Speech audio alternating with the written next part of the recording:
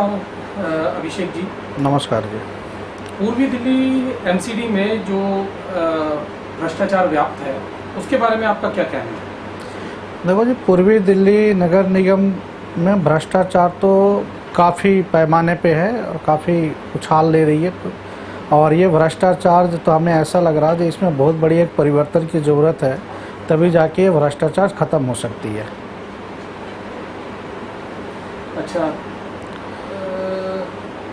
नहीं, अभी ये जो निगम पार्षद जो है यहाँ के पूर्वी दिल्ली के, उनके बारे में क्या कहना चाहते हैं कि भ्रष्टाचार को क्या इन्होंने बढ़ावा दे रखा है या कोई और बात है जो लीक से हट के जो लोग जानना चाहते हैं, जो जनता को पता नहीं है? देखो जी, पूर्वी दिल्ली नगर निगम में जो काउंसलर आते हैं, सबसे बड़े ये राजनीतिक पार्टी जो काउंसलर है, इन्होंने भ्रष्टाचार का बढ़ावा दे रखा है। अगर सही तरीके से सही टाइम पे ये वर्क करे और अपनी राजनीतिक लेवल पे जिस पर्पस के लिए चुन के आए हैं उसमें प्रॉपर वर्क में ये वर्क करे तो भ्रष्टाचार होगी ही नहीं। लेकिन इसमें जो जेई हैं, जो आते हैं बिल्डिंग लाइन से भी हैं और अदर्स भी जो एमसीडी के वर्क होते हैं, नाली सड़क स्कूल पार्क के होते हैं, उसमें भी काफ़ी सफाई कर्मचारी है। तो ये इसमें ये नहीं कहा जा सकता कि निगम पार्षदों का हाथ नहीं है। इसमें सबसे ज़्यादा निगम पार्षद ही दोषी हैं भ्रष्टाचार को बढ़ावा देने में। अच्छा, जैसे कि हम लोगों को पता चला कल पूर्वी दिल्ली एमसीडी के स्टैंडिंग कमेटी की मीटिंग थी, जिनमें कुछ जूनियर इंजीनियरों को ट्रांसफ़र किया गया है, 20 से ज़्यादा, जो हमारे खबरों के हिसाब से जो पता चला। तो उस पर आप क्या कहना चाहते हैं कि ये जो ट्रांसफ़र हुए हैं वो भ्रष्टाचार रोकने के लिए हुए हैं या क्या वजह है? देखो जी, एक बहुत बड़ी ये षड्यंत्र है जो पब्लिक को समझ में नहीं आएगी जल्दी, लेकिन मैं इसको एक्सप्लेन कर रहा हूँ कि ये जो षड्यंत्र है ये बीजेपी निगम में है और लगभग 4 साल का वर्क इन्होंने कंप्लीट कर लिया है। अब इलेक्शन आने हैं तो भ्रष्टाचार तो काफ़ी पैमाने पर बढ़ी हुई थी और इसमें कुछ जेई ऐसे हैं जो बिल्डिंग्स में हैं, जो प्रोबेशन पीरियड पे हैं, तो उन्होंने, यानी कि जो नए हैं, जो अभी रिक्रूट होके आए हैं, उनके अगर वो कुछ गलत करते हैं तो उनके खिलाफ चार्जशीट आ जाएगी, इंक्वायरी हो जाएगी उनके अगेंस्ट।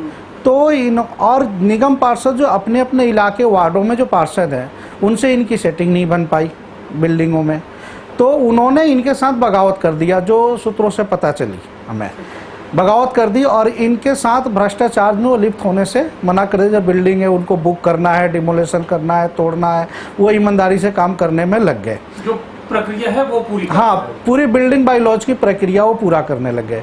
तो इन्होंने सोचा कि भाई ये तो काबू में आ नहीं रहे तो हम क्या करें।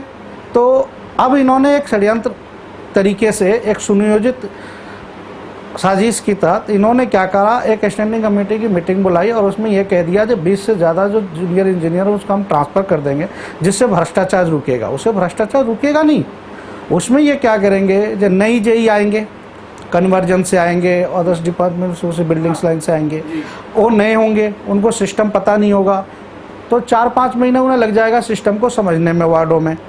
फिर वो जब तक सिस्टम समझें तब तक होल्ड इन का रहेगा, चलता रहेगा। उसके बाद जब तक वो कार्रवाई करने आएंगे, जब तक इलेक्शन आ जाएगी, तो फिर ये भ्रष्टाचार तो वहीं रह गई।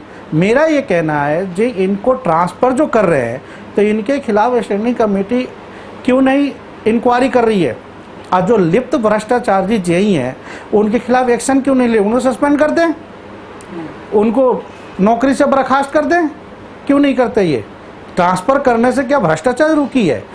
भ्रष्टाचारियों के खिलाफ एक्शन लेने से, उनकी नौकरी से डिसमिस करने से, बर्खास्त करने से भ्रष्टाचार रुकती है, ना कि ट्रांसफ़र करने से भ्रष्टाचार रुकती है। तो इस मामले में आपको ऐसा लगता है कि इसमें भी साजिश की बू आ रही है? बिल्कुल वो है, क्योंकि इलेक्शन आ रहे हैं ना, अब इनको तो अब इलेक्शन आ रहे हैं, बीजेपी की मेजोरिटी है, इन्हें जाना है वोट मांगने, तो इन्हें तो यही कहना है देखो जी मैंने ये एक्शन लिए, लेकिन इसके पीछे क्या साजिश है वो जानना जरूरी है ना, इसके पीछे जानना जरूरी है। ये एक बहुत बड़ी साजिश हो रही है।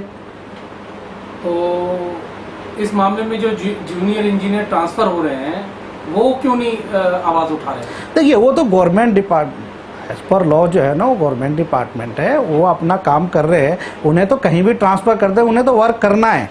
लेकिन हमारे सूत्रों से जो पता चली है, विशेष सूत्रों से जो पता चली है हमें, उसमें ये पता चली जो उन्होंने बगावत करी है तभी एक्सटेंड लिए गए हैं।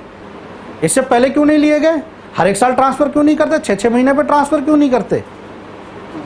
अब क्यों नजर आई? टाइम टू टाइम ट्रांसफ़र जो है, आज इनको एक्शन लेने की जरूरत पड़ी है, 20 जीओ को ट्रांसफ़र कर दो, भ्रष्टाचार रुक जाएगी। इससे पहले इन्होंने क्यों नहीं एक्सटेंड लिया? तो इनको एक्सटेंड तो लेना ही नहीं था, ये तो केवल पब्लिकली दिखावा है। भ्रष्टाचार इससे थोड़ी ना रुक रही है। एमसीडी के कुछ मामले जैसे हाई कोर्ट में रिट डलती है, उसके बाद उसमें डिमोलिशन ऑर्डर्स आते हैं, तो उस प्रक्रिया में क्या एमसीडी उसको कंप्लायंस कर पाती है या नहीं कर पाती? अगर नहीं कर पाती तो उसके बाद की क्या प्रक्रिया है वो आप बताएं। देखो जी, जो कोर्ट में केसेस चले जाते हैं इनलीगल एंड अनऑथराइज कंस्ट्रक्शन के बेसिस पे, तो उसमें तो कुछ में तो ये कार्रवाई करते हैं, जिसमें नहीं होता वो कंटेम्प्ट भी झेलते हैं ये लोग। कंटेम्प्ट की भी प्रोसीडिंग, कंटेम्प्ट की भी पटिशन डलती है। मगर जिसमें कोर्ट केस नहीं होता, सिंपल कंप्लेंट होती है, उस कंप्लेंट में तो एमसीडी काम ही नहीं करती। वो ना वो बिल्डिंग बुक होती है, ना वो डिमोलेशन होती है। अब हर एक आदमी तो कोर्ट जाने की क्षमता में है नहीं, हर एक आदमी की कैपेबिलिटी तो है नहीं कोर्ट जाना। लेकिन जो डिपार्टमेंट में एक्शन लेनी है, जो कंप्लेंट देते उस पर तो एक्शन ही नहीं होती। तो उस समय जो है पार्षद कहाँ होते हैं? अगर एक पार्षद ये चाह ले जो हमारे इलाके में, हमारे वार्ड में इनलीगल एंड अनऑथराइज कंस्ट्रक्शन नहीं होगी, तो क्या किसी जेई को और किसी बिल्डर की हिम्मत है जो करके दिखा दे? हो ही नहीं सकता ये। अब आप इसमें क्या सजेशन देते हैं कि क्या होना चाहिए? देखिए, ये पूरा सिस्टम खराब है, इसमें प्रॉपर वे में रिफॉर्म की ज़रूरत है।